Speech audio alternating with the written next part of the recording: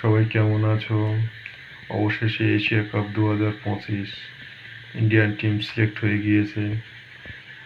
আমার মতে যে প্লেয়ারগুলো সম্ভবত ইন্ডিয়ান টিমে টপ 11-এ থাকার সম্ভাবনা সব থেকে বেশি, তাদের মধ্যে সবার প্রথমে অভিষেক শর্মা, সঙ্গে সম্ভবত সঞ্জু স্যামসনের সম্ভাবনাটা বেশিই আছে।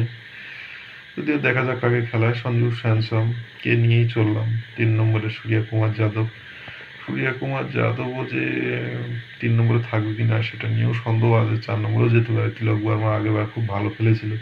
আমি ধরেই নিলাম সূর্যকুমার যাদব 3 নম্বরে খেলবে। 4 নম্বরে খেলবে তিলক বর্মা।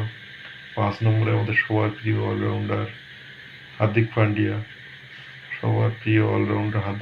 বিশ্বের এখন বর্তমানে 1 নম্বর অলরাউন্ডারই বলা যায় হার্দিক পান্ডিয়া। আচ্ছা, 5-এর পরে 6 নম্বরে খেলবে আমাদের প্রিয় প্লেয়ার রিঙ্কু সিং। যদিও রিঙ্কু সিংকে আগে হয়তো বা অক্ষয় প্যাটেলও খেলতে পারে, আবার সাতও খেলতে পারে। দেখা যাক কে খেলে, এখন এটা ঠিক কনফার্ম বলা যাচ্ছে না।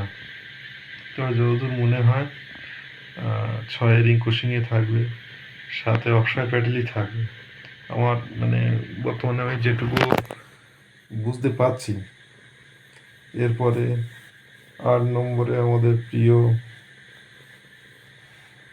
বুমরা, 9 নম্বরে বরুণ চক্রবর্তী, 10 নম্বরে আশদীপ সিং এবং 11 নম্বরে আমাদের প্রিয় অসিত রানার কিন্তু এবার খেলার সম্ভাবনা অনেক বেশি। দেখা যাক। সবাই মিলে 2025 এশিয়া কাপ এনজয় করো। ওকে, বাই বাই, গুড নাইট।